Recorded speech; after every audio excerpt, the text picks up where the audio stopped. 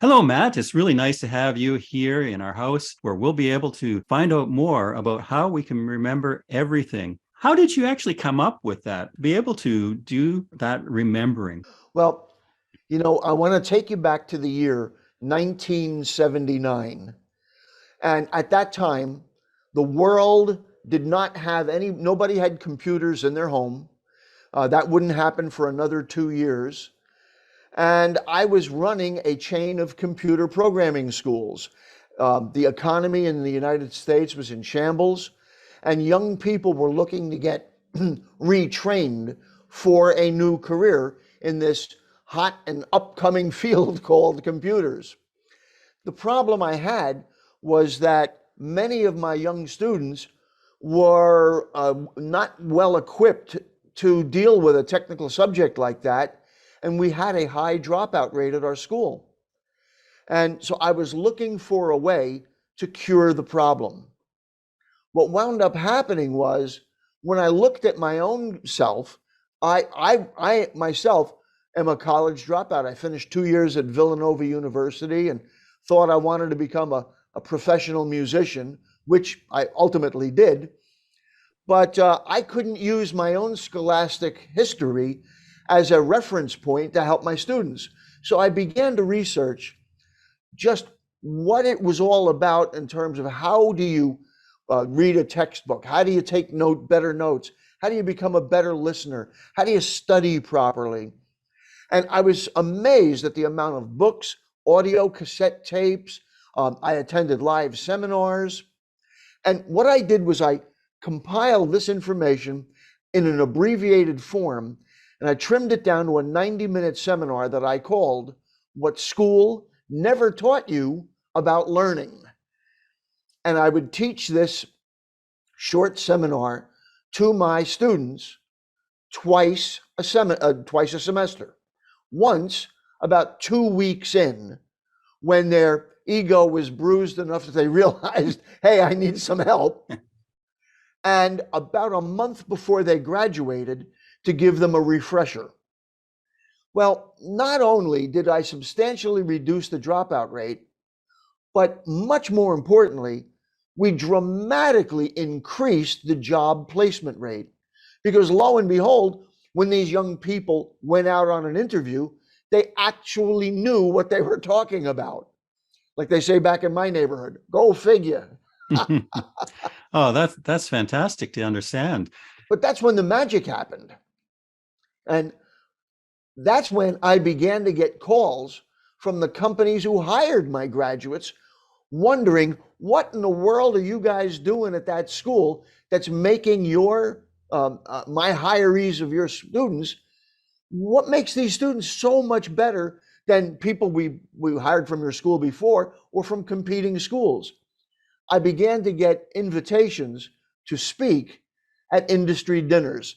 So I would do the DPMA, the Data Processing Managers Association, the ASM, the Association of Systems Managers, where I began doing speaking on the subject of how to give yourself a mind like a computer, where I would do stunts. And one of the stunts that I would do is at the end is I would say, thank you everybody for being here. I'd like to thank each and every one of you personally. As I call off your name, please stand up. And I'd go around the room and call everybody in the room.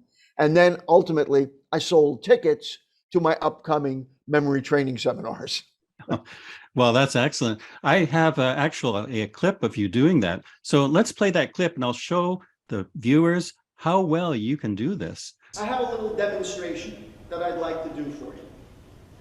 Everybody that I had a chance to actually meet you in person, shake your hand before we got started out here this morning, if you would be so kind as to just stand up.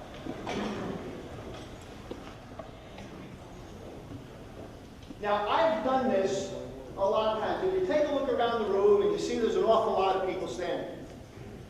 And I had the opportunity to meet you. I actually did a demonstration like this a little while ago where somebody accused me of reading your name tags. So what I'd like you to do is put your hand across your chest, cover the name tag, and repeat after me. I pledge allegiance. It's a whole different thing. call up your name if you'd be just kind enough to take a seat. So we've got Jerry Courtney, Linda, Todd, Kim, JR, Toby. I'm going to come back to you. Aaron, Andrew, Ramona, Patty, Mickey, Steve, Marlene, Kevin, Todd, Danielle, Rosemary, Robert, Russell, Bridget. I want to say Marlene. Melanie. Whoa, he says John thought I was stuck. Marty Rose. Because I know it's a like Ferrari Marty Beth.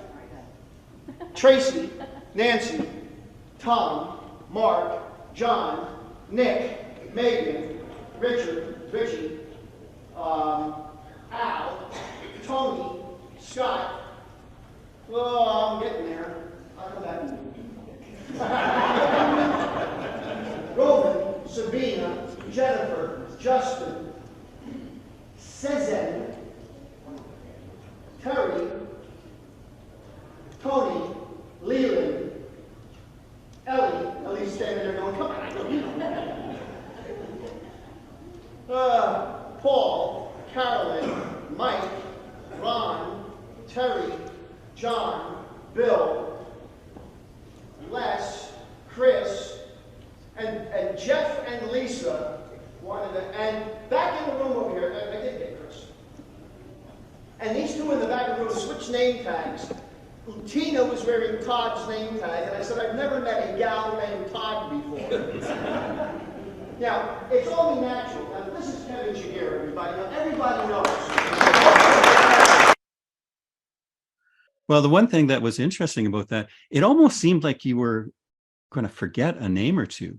Now, how did you actually then come about remembering those names? Well, first of all, the guy that was standing in the front that I kept standing there, he was like the most popular, the most famous person in the room. And so it was a little bit of humor that I kept him standing for so long because everybody knew who that guy was. And so I wanted to make it seem like, oops, I forgot the name of the most important guy in the room. And yeah, of course, when you have a room of people that size, you know, I'm going to struggle a little bit. Despite the appearances, I am human after all. Right. So what is the trick that you use to be able to do that, to remember something so well?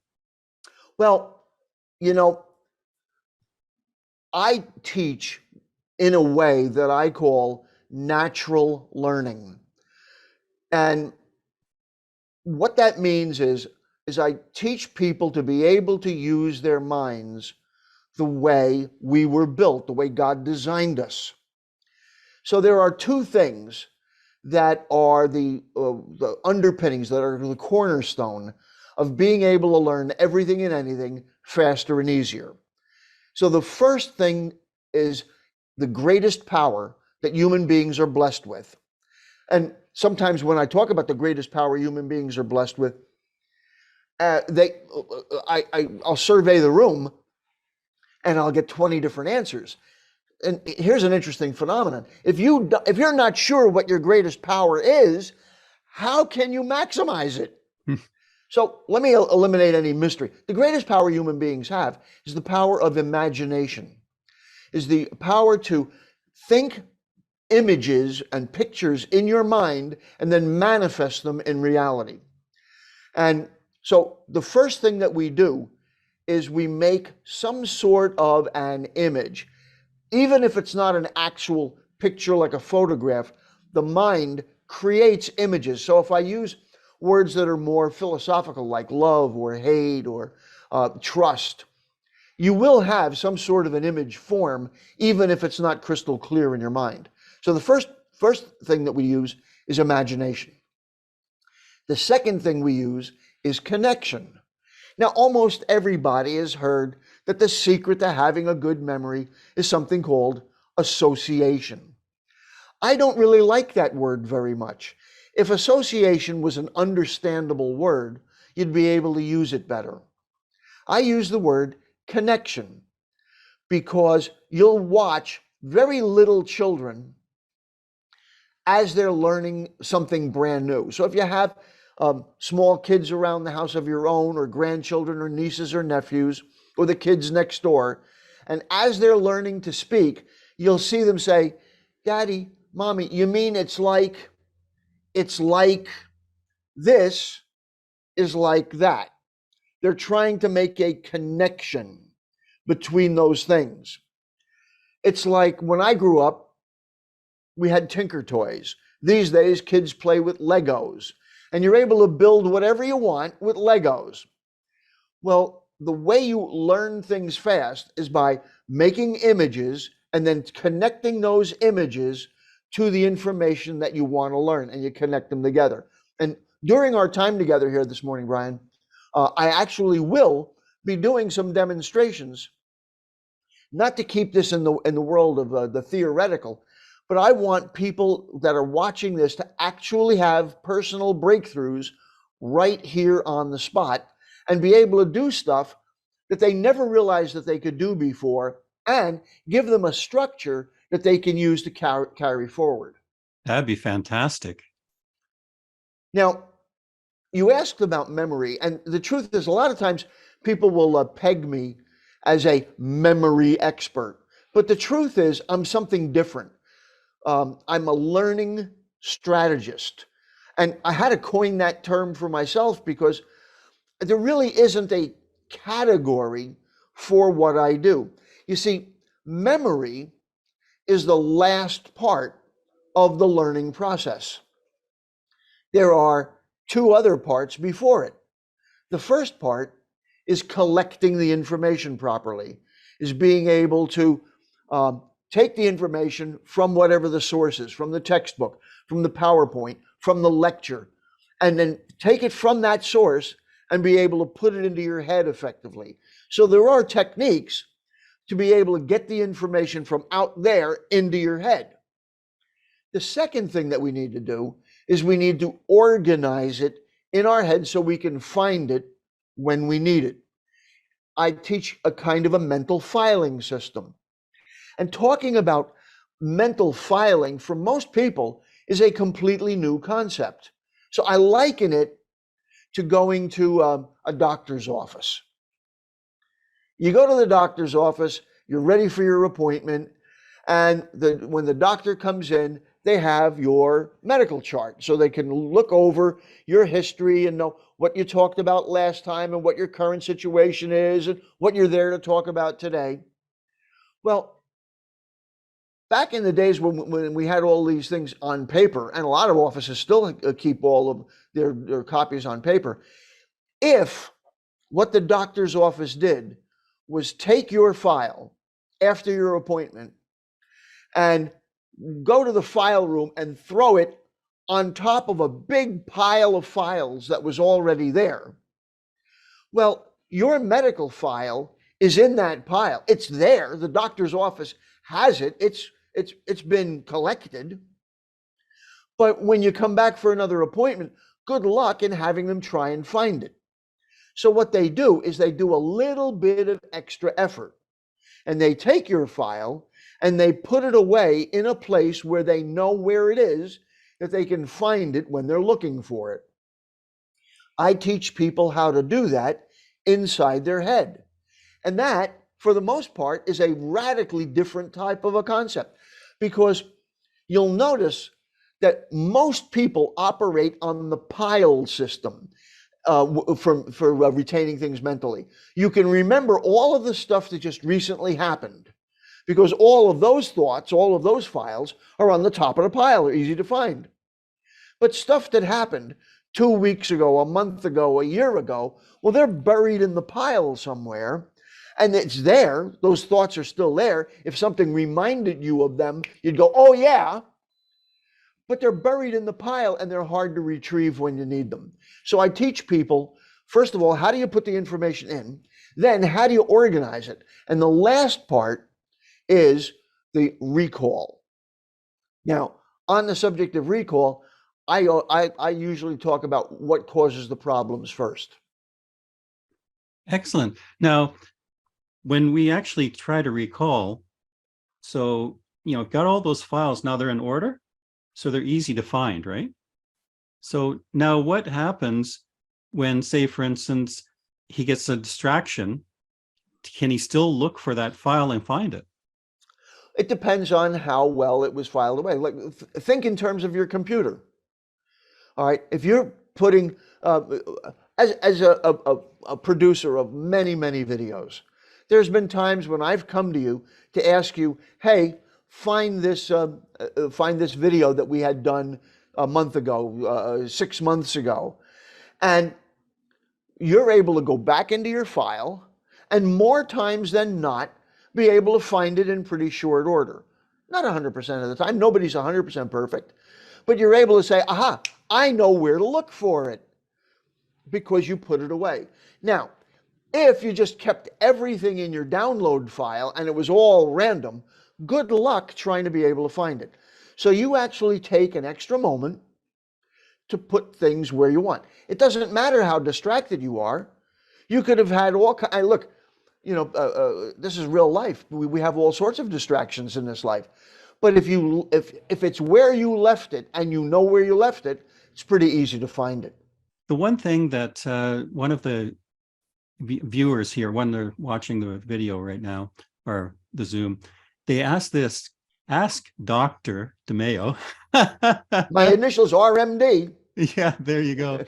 Do you teach compartmentalization for remembering? Well, it depends on how you mean that. So the answer is yes, but with qualifications. You'll understand better when I actually do a demonstration and you'll see it in action. We do compartmentalize different things. For example, the way I remember, as a musician, the way I remember music is different from the way I'll remember a series of numbers, which is different from the way I remember people's names in a big group, which is different from how I will remember information I study from a textbook. So in that sense, it is very much compartmentalized. Excellent. Now, say for instance, there was a person that was, he was kind of sitting down and he says, that looks like a beautiful sunset. I should try to remember what those colors are. How does he do that? Then same kind of a way of doing it? Well, that's much more of a subjective memory of trying to recall a particular experience. And that is really, there's no real technique for it other than it is a function of your will and your attention to it. So there's no technique to be able to file that and go, oh yeah. However, that's what photographs are for. That's why people take photographs, because while your day-to-day memory may not recall that, upon seeing that old photo can instantly flash you back to the emotional content that you had while you were sitting on that beach, while you were having that experience. Now, in talking about the memory, since we seem to be on that subject, I started to mention that I like to talk about what causes the problem of a bad memory. And so everybody wants to talk about memory. I like to talk about the 3 causes of forgettery. What causes you to forget stuff in the first place? So the first cause of forgettery is that you don't get it. To forget is to not get. And if you don't get it, you can't keep it. It's like if I said to you, hey, Bryan, here, hold on to my wallet. Well, if I don't ever give you my wallet, you can't hold on to it for me. And by the way, that situation is never going to happen. And so, but the first part of this is that you must pay attention, you must be present, you must be aware. So let's use a common example. You saw the video of me remembering a lot of people's names earlier. This is a real sticking point for a lot of people. They are terrible at remembering names. They talk about the fact that they're not good at it. It's a real sore spot for them.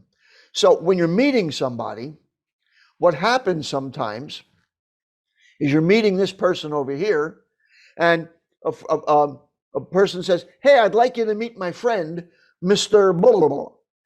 And you go, "Yeah, hi, nice to see you. How you doing, buddy?" Meantime, you have no idea what the guy's name is. If you don't get the name, you can't remember the name. Sometimes we get distracted.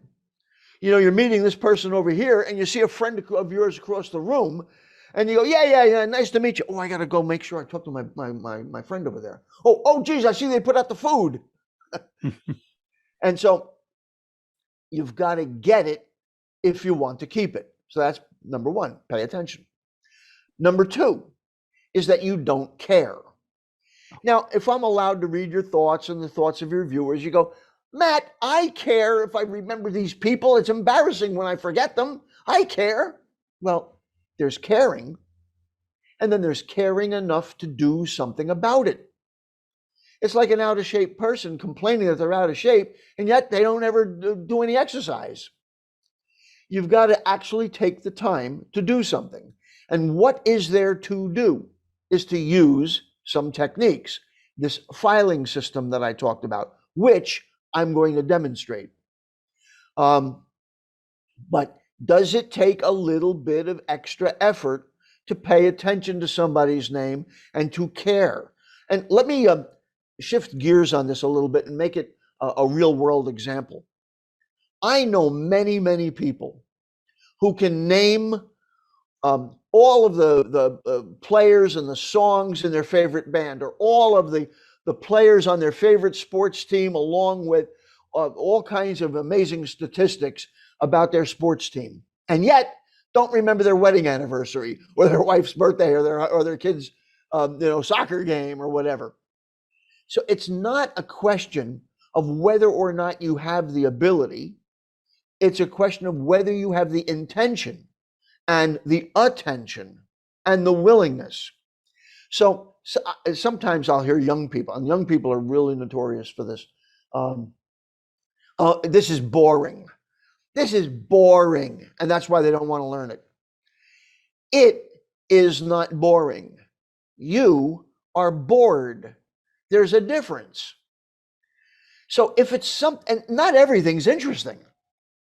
So if it's something that you really don't care that much about, but you have to know it for your job or you have to know it for school, then you've got to find a way to stop being bored by it and figure out how you're going to have an interest in that topic, because your job depends on it, or your success in school depends on it, or your relationship with that other person depends on it. I hope that makes sense. But the third cause of forgettery is really the biggest culprit. And that is that you don't believe. You know what people don't believe? They don't believe that they have a super powerful memory right now, that they are blessed with incredible capability. And I know this because I hear them say, "Oh, I must be getting the Alzheimer's." Don't ever say that to yourself. My mother died from it. "Oh, I must be getting old." I'm 70 years old and I'm still doing public demonstrations of memory power, not just online, but sometimes I'll do live seminars where I'll still go into a room and call all my attendees by name. People say, I can always remember a face, but I can never remember a name. I'm terrible at names. I'm terrible at numbers. Look, telling yourself you have a terrible memory is not the result of a bad memory. It is the biggest cause. You see, if your attitude is that you have a terrible memory to begin with, then you're not going to pay attention and get the information. You're not going to get that person's name, or you're not going to pay attention when the instructor is talking in class or when your boss is giving you instructions. You're not going to care because you say, "Why bother to invest any caring energy into this? I can't do it anyway."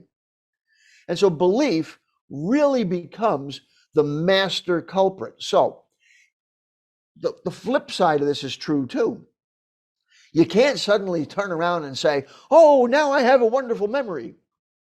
Oh, my memory is perfect. That doesn't work either. You're not going to believe that either. So, what do you say to yourself? Because the words that you speak to yourself are important.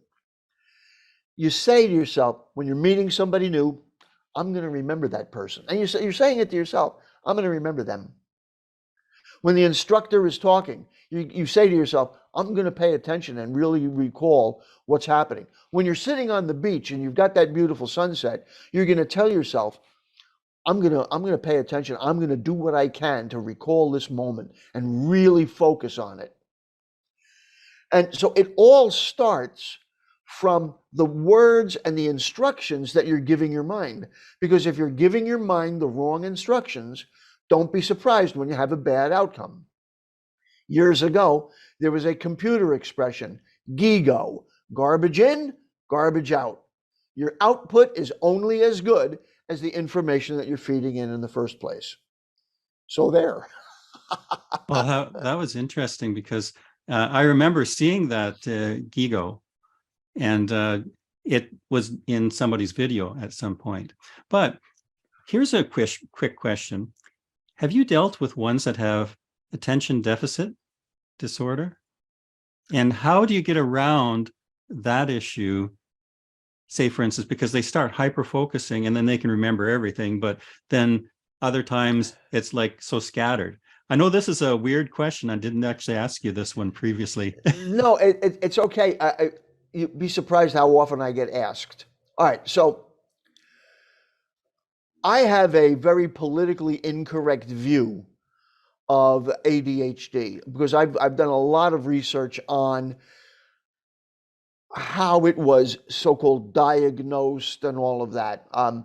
I don't want to get into my political rantings, and I'm certainly not a medically qualified person. So I want to avoid any talk about the medical side of this, just as if somebody does have an organic problem, where they do have dementia or they do have Alzheimer's or they've had a blow to the head or they're taking medications that dull their senses.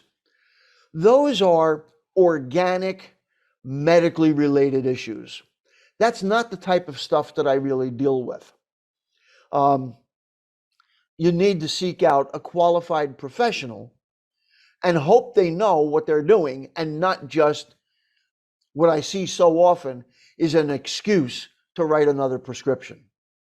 Well, that's a And really good answer. I really appreciate it because there are a lot that will be actually watching this and they've had the, so-called thing, we're ADD or we're this or we're that. So that's interesting to understand. it's there's a lot more to that subject, and I really don't want to kind of go sideways into there because it's a it's a really hot topic where people are really polarized on both sides of this issue. And I'm not really qualified as a medical person to talk about it anyway. I would just be giving my layman's opinion. Well, However, uh, earlier we talked about that I would do a demonstration yes. to help illustrate some points and also to provide your viewers with a framework that will allow them to recall lists and numerical information and so on. And by the way, I want everybody to know that I offer a lot of help on this.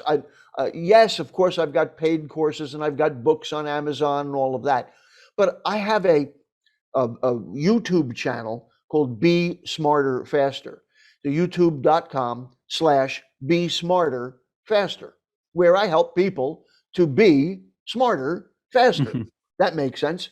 And so a lot of this content and a lot of the things that I teach about how to absorb a textbook like a sponge, or how to read faster, or how to eliminate test anxiety, or what are the steps for taking a multiple choice exam.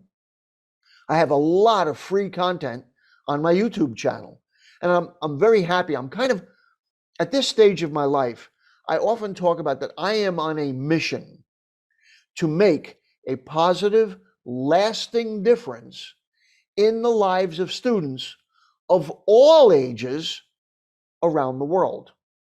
When I look at my viewership on my YouTube channel, I am both in awe and humbled that I have students from every corner of the world, little places I will never get to. I have students who have names that cannot be spelled with our alphabet that write to me and are thankful for the little ideas that I'm able to give them. But now, on to the demonstration. Excellent. All right. So this is audience participation stuff. Oh, no, So, that means I have to pay attention. Oh, no. Oh, no. So I don't want you or any of our viewers to write this down. Just do what you can to remember it. I'm going to give you a short list of stuff. Basketball, baseball bat, swan, butterfly, sailboat, snake, cherry, candy cane, snowman, tennis racket. Now, Bryan, I'm not going to put you on the spot to recall that list. I remember last three. Okay. I remember candy cane, cherry, swan. Okay, well, okay. You're still got me. I see we got a comment over here from, I think it's Ernest, who said, you lost me at baseball. Thank you, Ernest. All right. Now what I'm going to do is I am going to teach something that, as far as I know, is unique to me. Most memory techniques have been around for thousands of years.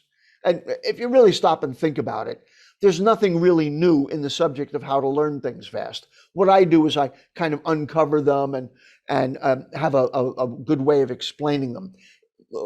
Bryan, you and I have talked about the fact that people are only able to read and write over the past few hundred years, past couple of hundred years.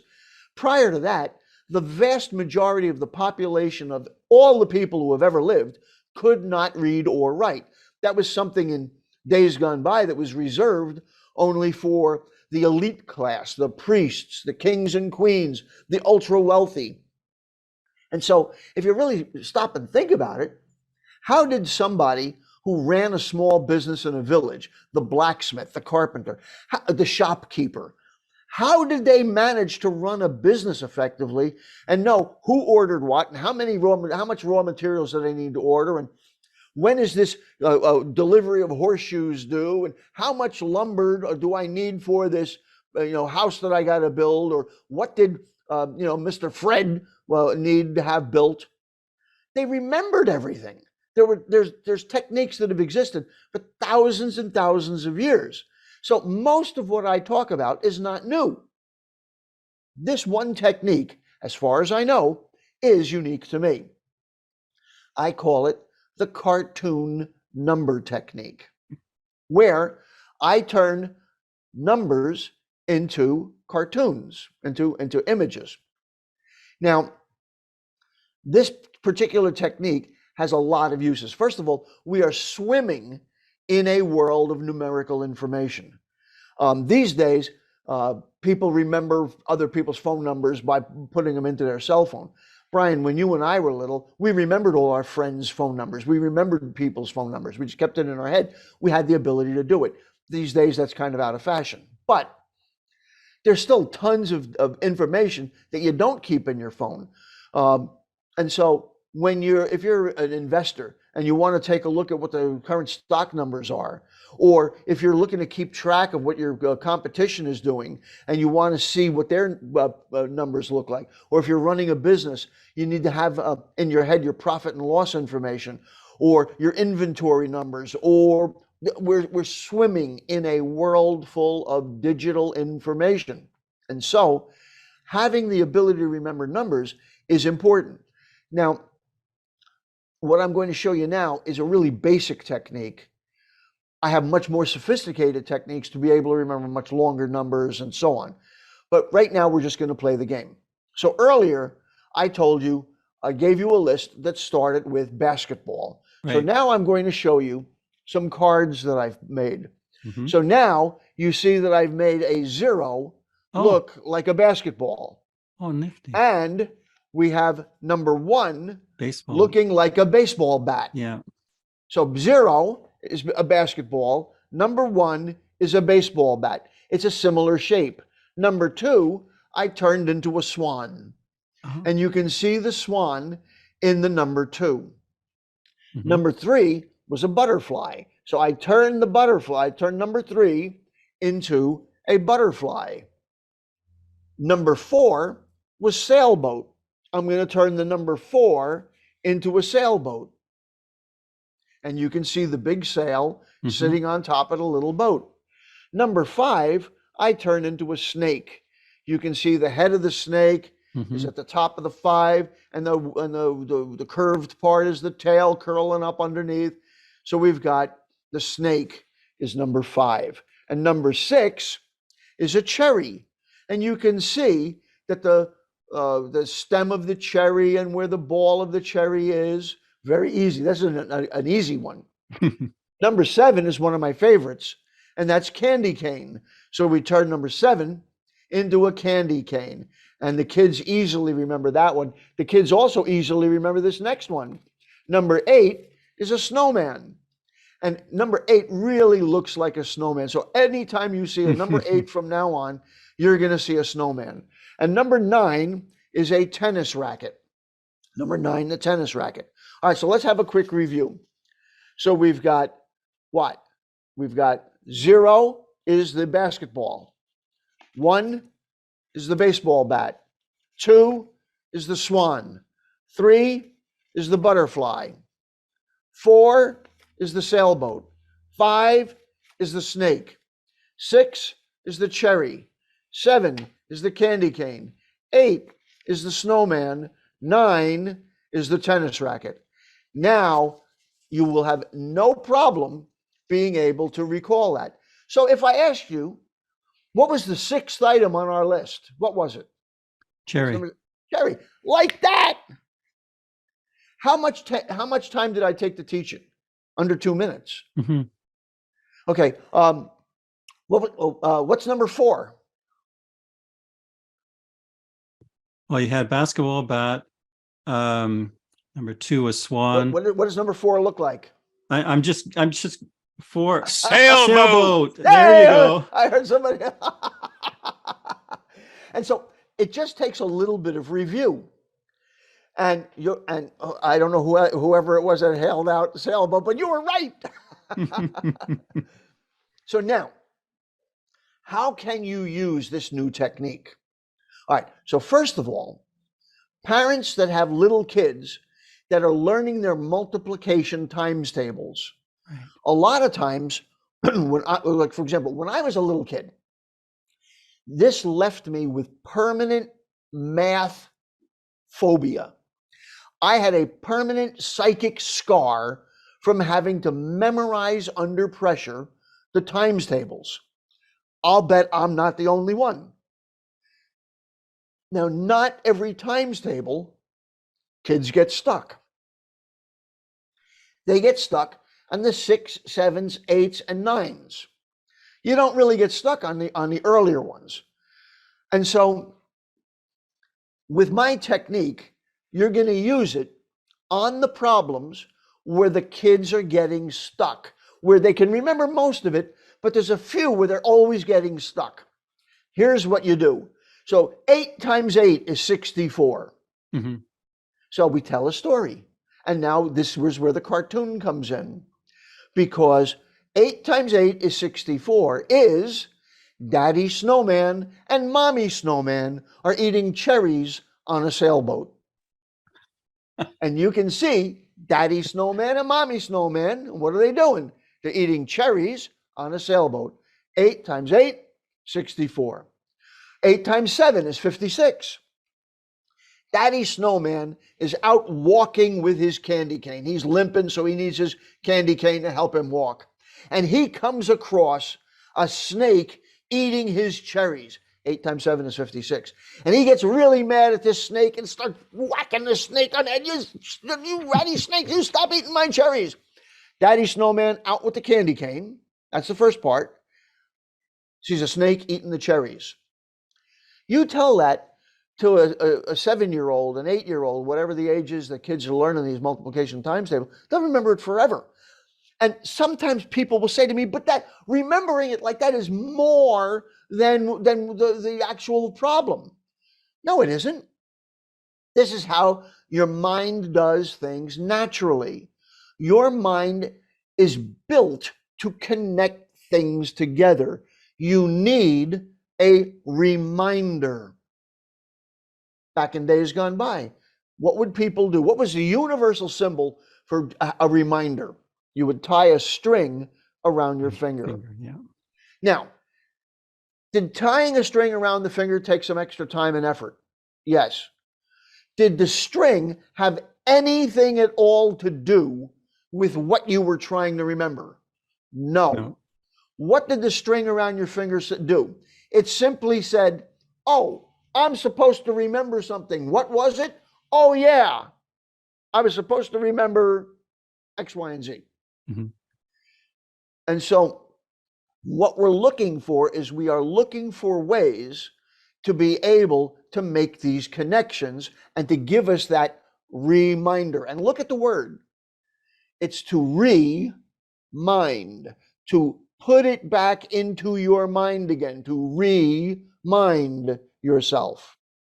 Let's apply this idea of images to learning people's names.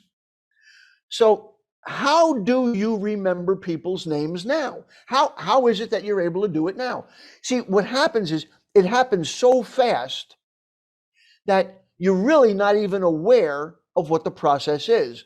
So what I do is I slow the process way down and reveal what's going on behind the scenes so that you can use this invisible process on purpose rather than by accident. So let's say you meet somebody that has the same name as your brother or sister. Bryan, do you have any brothers or sisters? Yes, I have two brothers. What's one of your brothers' names? Larry and Eldon. Okay, so if you were to meet somebody else named Larry or Eldon, you would not have to use any mechanical technique because at the speed of thought, your mind would instantly say, Larry, like my brother. Eldon, like my brother. You're not doing anything special to have that happen. You made the connection between somebody that you know and this new person you're meeting. So you have the image, your brother, and you have the new information, the person that you're meeting, and you just found a way to connect them together. So when you see this new guy, you go, that's the guy that had the same name as my brother. That's the technique slowed way down. What I do now is I teach you 4 different ways to make those connections. So one way is that you already know somebody with that name. And so another way is that the name actually already means something. All right, so I just saw somebody pop up a question about meeting people in church. I love doing this.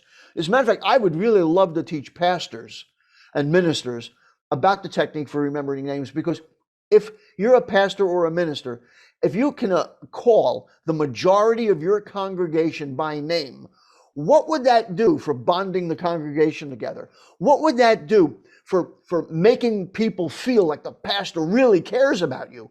What would that do for the collection plate? And so huge benefits in being able to remember names. Now, Bryan, if you could just take a look at the comment that popped up and see what the question was. He has it.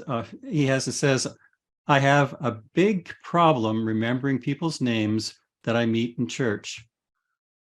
Church. I saw the word church pop up on my screen, and there you go. And that is absolutely right. And look, the ability to remember people's names is perhaps the single most important interpersonal skill that you can develop. That's why it's the subject of my first book. I wrote a book. It's available on Amazon called How to Remember People's Names.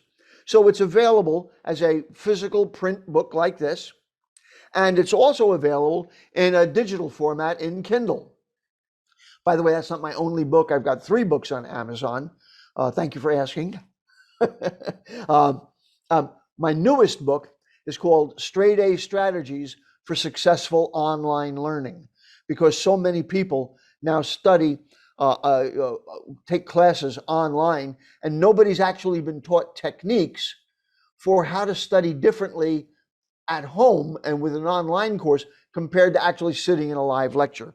My third book is called Forgetful No More. So if you're always putting down your keys, your wallet, your eyeglasses, and then you have to play treasure hunt to find them, or if you've ever parked your car in the lot and then fly into a panic because you don't recall where you parked it, or you're always you get to the office and realize that you left that important file at home.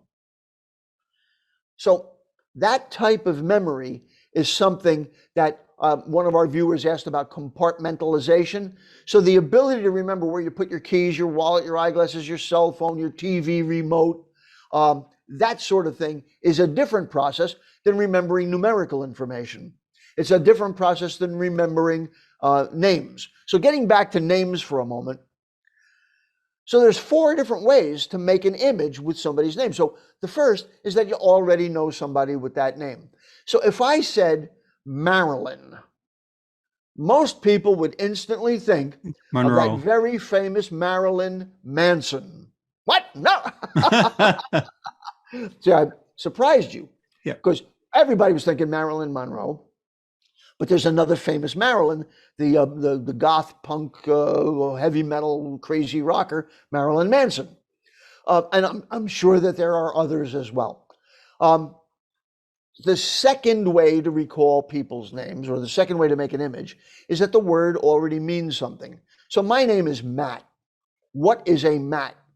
Well, there's a welcome mat, and I am always a welcome mat.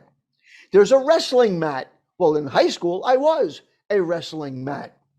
When I've got a buddy of mine in Quebec that calls me Matador. And I say, yes, Matt adores the girls and the girls adore Matt. So there's a series of funny jokes, or silly jokes anyway.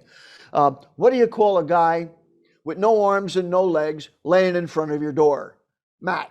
What do you call a guy with no arms and no legs stuffed in your mailbox? Bill. What do you call a guy with no arms and no legs floating in the ocean? Boy. What do you call a guy with no arms and no legs floating in your pool? Bob. What do you call a guy with no arms and no legs in a pot on your stove? Stew. Stupid silly. Last one. What do you call 2 guys with no arms and no legs hanging around your windows? Kurt and Rod.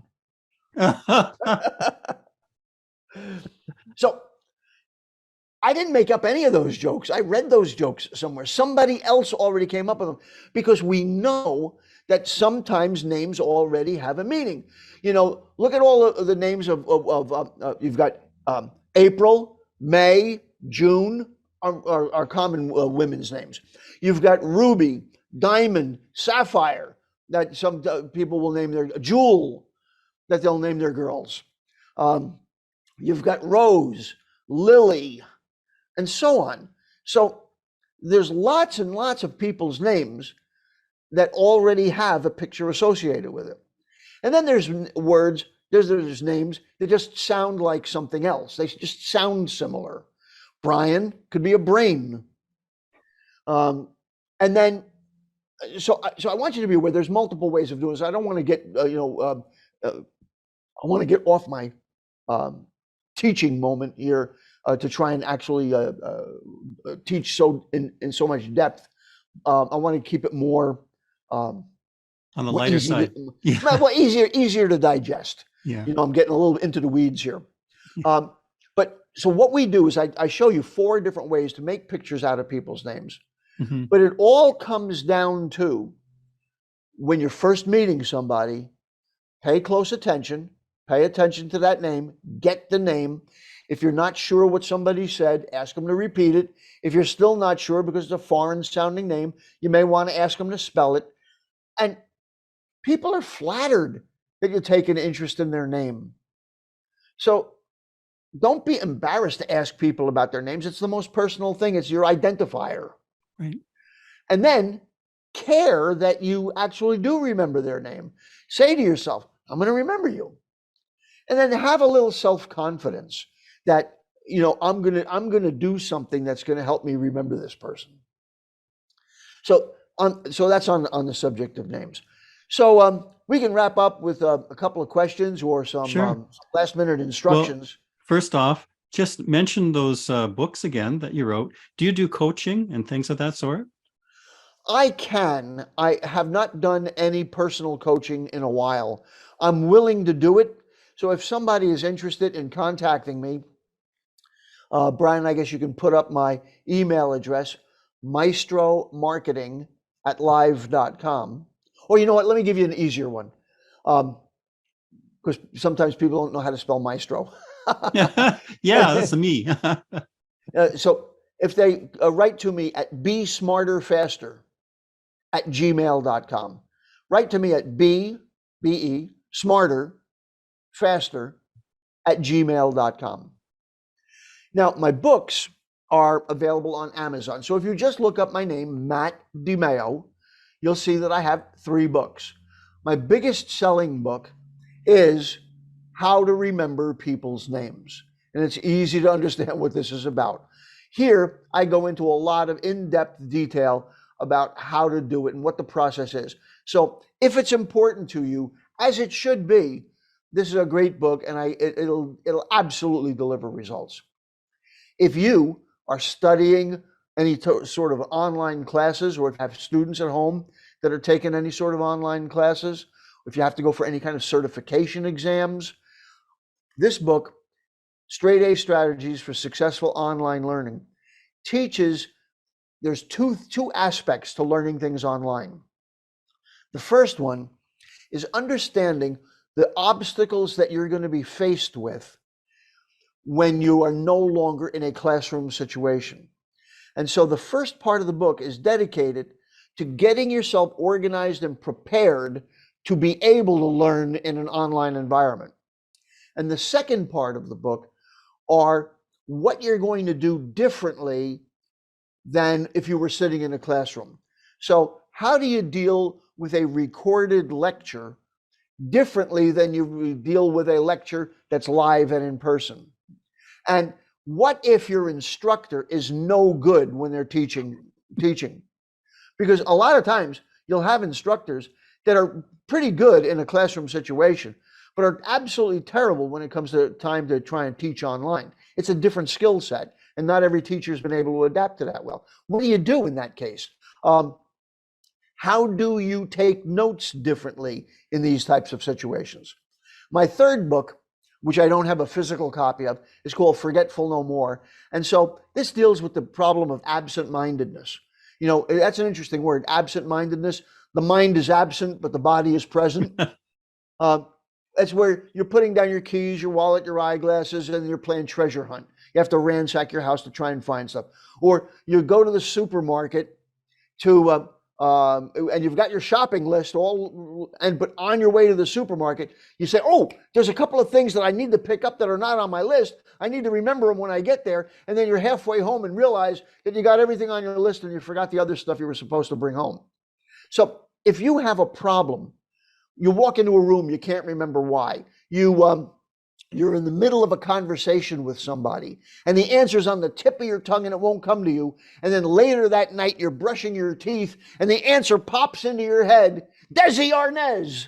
And I'll explain why that happens. How does it happen that you can feel the answer rattling around in your head, but it won't come to you now? And then hours later, the answer mysteriously just pops into your head. And that's the physical feeling. If you can almost feel it pop into your head. How can you speed that process up? So that's what I cover in my book, Forgetful No More. Now, I cover all of that and more, especially I get into a lot more depth on names. I get into a lot of detail on recalling numbers and numerical information. I review the entire process of 3 causes of forgettery. I have a video training course called An Incredible Memory, because I teach you how to have an incredible memory. And when people see you do these ability, when you remember people's names at church or at work or at your club meeting or at your networking group or at that training class that you went to, and you're able to start recalling people at the party you went to and you know everybody's name at the party, people are going to go, hey, you're incredible. You're incredible. I'm going to give you an incredible memory. So if you go to anincrediblememory.com, you'll be able to have an incredible memory. Very good. Thank you. There was one other thing that I remembered you telling me about, and that was when someone was doing a test, they're going along, and then they go, I know the answer to this question, but I can't remember it. I can't remember. So what do you do in that case? So Yes. Now this is exactly what we were talking about, how to get an answer to pop into your head. So here's what happens. You're taking an exam and you know the answer to that test question and you can't get it when you need it. The worst thing you can say to yourself is, I can't remember. Oh no, I can't remember the answer. Because what you're doing is you're short-circuiting the little personal search assistant that's in your head. I'm going to tell you, we're going to go back to a cartoon. So here's my imaginary cartoon type process for what happens when you're trying to recall stuff like that. So you're taking an exam or you're having a conversation with a buddy of yours about a TV show, a cartoon TV show that you used to love as a kid, and you can't remember the name of that character. You had a weird name. And the two of you are going back and forth and none of you have got it right. And then hours later, you're brushing your teeth and the answer pops into your head, Snagglepuss. So how did that happen? All right, so what's going on inside your head is you have a little personal search engine assistant. And when you tell it, go find the answer to this question, go find the name of that character, go find the answer to this test question, you give that assistant an assignment.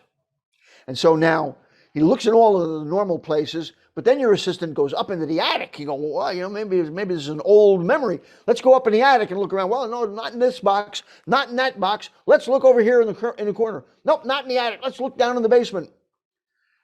Eventually, your little assistant, who has been running around behind the scenes all this time, hours later, finds it buried in the back of a closet. And you go, I found it. Here it is. You still need it? Snagglepuss.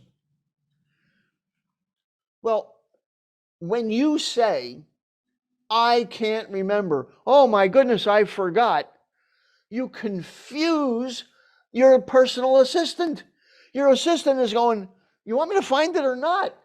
Well, my job is to find stuff. I know you said that you forgot, but I don't know what to do. All right, you know what? I'm going to look, but it doesn't seem like you really need it that much right now. So how do you get it to come to you now? You tell your search assistant, it will come to me in a moment. So when you're stuck on something, you've got to give your little assistant the right instructions. You need to tell it, I know the information's in there, get it, bring it to me now, right now, I need it now, bring it to me. And you do that by using what I call magic words. And it will come to me in a moment. And then what you do next is important. You take a deep, cleansing breath and you let it go. You say the words to yourself under your breath, it'll come to me in a moment. Take a deep breath, let it go, and move on to another topic. And then momentarily, the answer will pop into your head. The more you do it, the better this technique works. But it will work even without any practice. It's not like exercise, where you have to do it a lot in order to get stronger. This will work right away. However, once you create a neural pathway, once you kind of clear away the debris on the path, you make it easier for your personal assistant to go and find it for you. So rather than ever saying, I can't remember, say, it'll come to me in a moment, take a breath, let it go in a moment, have faith, it'll pop into your head. Wow.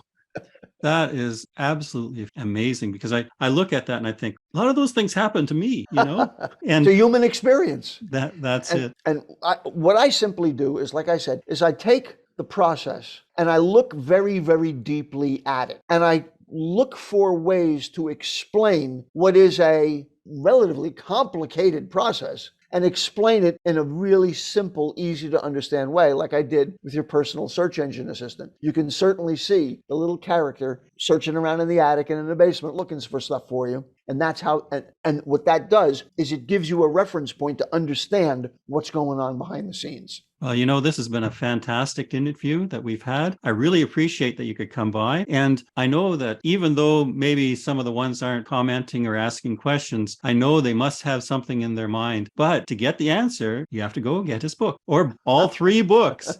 Then also check out his courses that he has. So I really appreciate that we have had you all on today. And thank you very much, Matt. Really appreciate it. And we'll look forward to the next time we have someone on just like you. Thank you, Brian. In closing, my tagline is that everything I teach does take a little bit of work and effort. Always remember that the fastest way to get to the top is to get off your bottom. Thanks for having me, Brian. Thank you very much.